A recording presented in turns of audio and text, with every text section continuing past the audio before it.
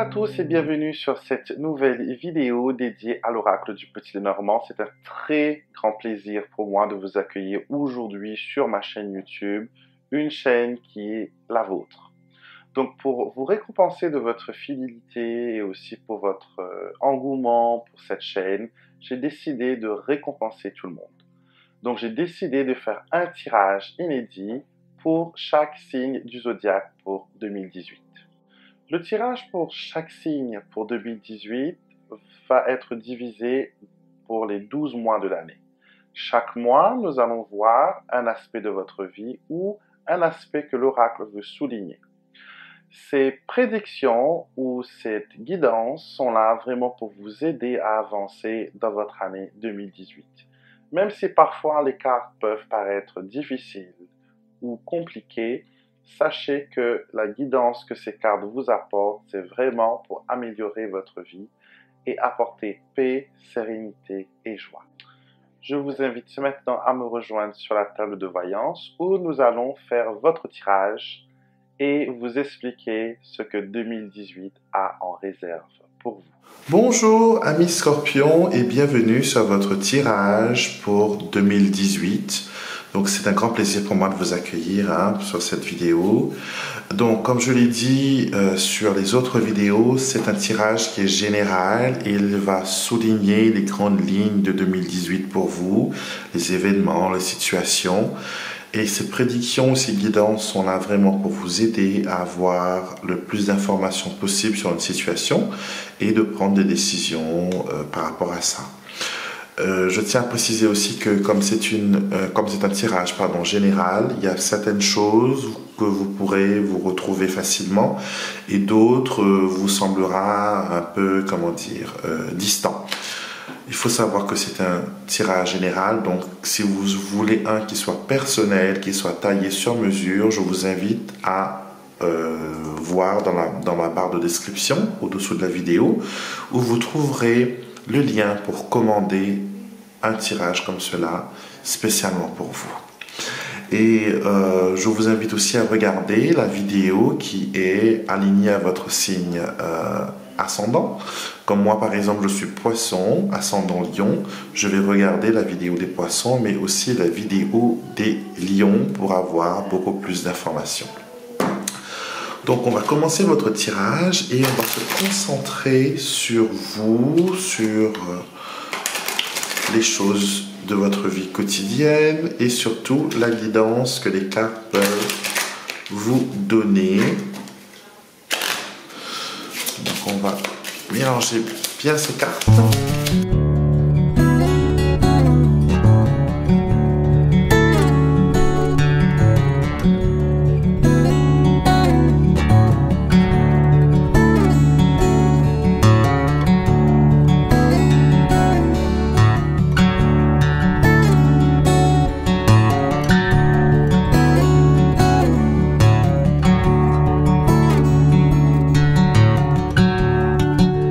Voilà mes Scorpions, votre jeu est étalé et nous allons voir un peu ce que 2018 a en réserve pour vous. J'ai moi-même à la maison 2 Scorpions, ma femme et mon fils, et je pense que la vidéo va aussi l'intéresser et voir ce que l'année réserve. Donc, alors on commence par le mois de janvier.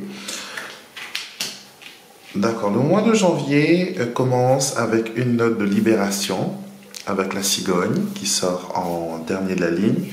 On voit ici qu'avec le mont et la montagne, il y avait un blocage au niveau familial, peut-être un empêchement, on ne pouvait pas voir la famille, on ne pouvait pas voir les gens.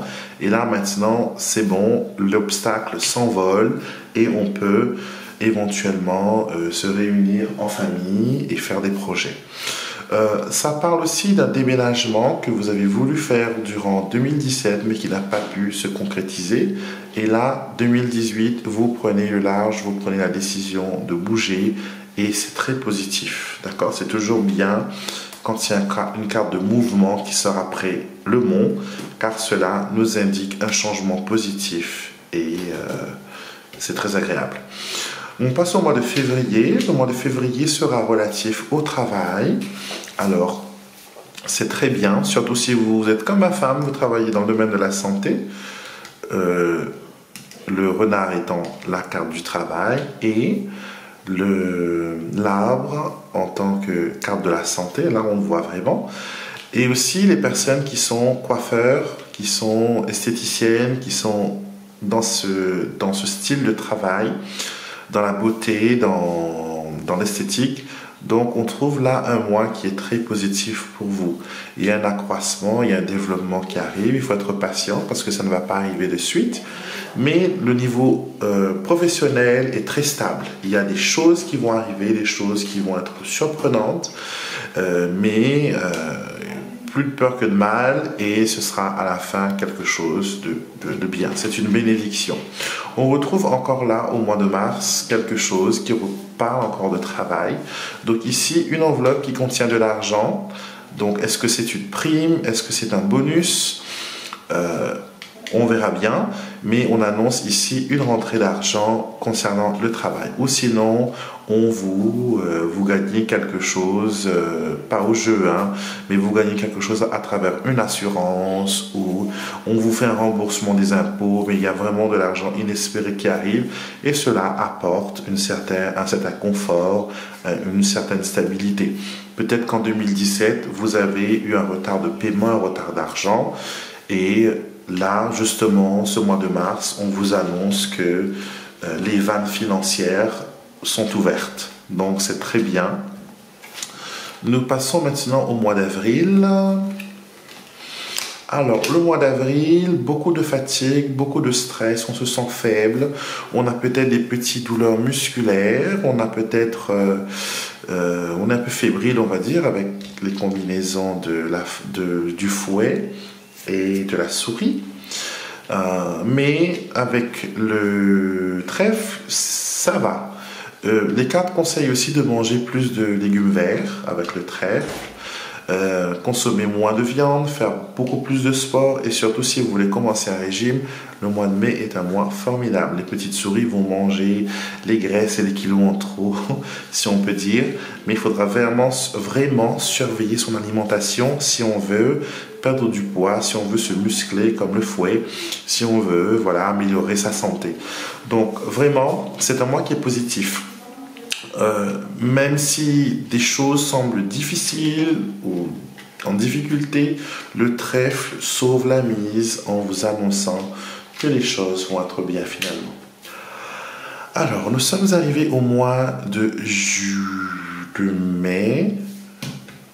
Ça, c'était avril, et là maintenant on est au mois de mai. Si je me trompe au niveau des mois, excusez-moi, hein, mais vous pourrez voir que chaque tas représente un mois de l'année, il y en a 12. Et là on en a fait 1, 2, 3, 4, et là on est au 5e mois de mai. Mois de mai, communication, on parle de romantisme, on parle de ses rêves, on parle de ses envies, on parle aussi de ses intuitions. Si vous êtes médium, si vous êtes voyant, on confirme que vous avez le don de la clairaudience, d'entendre les choses. Et il faudra vraiment faire attention à cette petite voix intérieure parce qu'elle est là vraiment pour vous guider. Alors ici, on voit aussi qu'il y a un couple romantique qui se forme avec l'oiseau et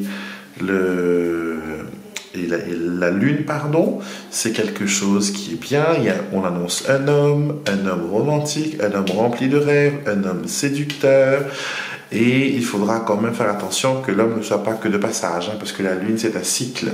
Ça ne reste jamais au même endroit, ça ne garde jamais la même forme. Donc, il faudra quand même gratter pour voir dessous ce qu'il y a. Tout ce qui brille n'est pas vraiment de l'or. Alors, on passe au mois de juin. Mois de juin, on est arrivé à la moitié de l'année.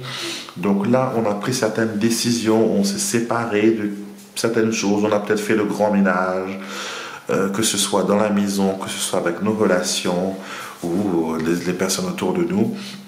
Là, vraiment, on nous annonce qu'un secret est révélé au grand jour, au public. On va peut-être entendre quelque chose qui va peut-être nous choquer aussi. Donc là, vraiment, au mois de juin, c'est un mois où on apprend pas mal de choses.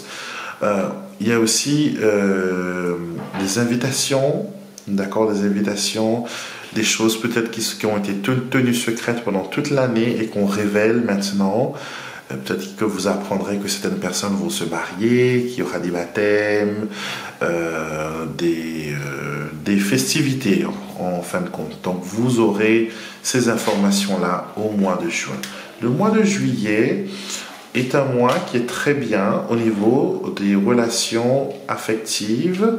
Quand je dis relations affectives ici, je précise que ce sont des relations qui sont déjà engagées, donc mariés, fiancés, concubinage. Là, on a une relation qui est stable.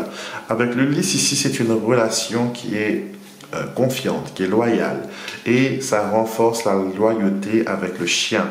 Donc, les personnes que vous rencontrerez au mois de juillet seront des personnes fiables, seront des personnes qui pourront rester des amis fidèles et sincères, et ce sera aussi peut-être, si on prend la signification allemande du lys qui est la sexualité, peut-être une relation sans lendemain, change en cours de route, et il y a plus que ça au fait, il y a plus que ça qui arrive après, parce que pour moi le chien c'est aussi la carte du partenaire.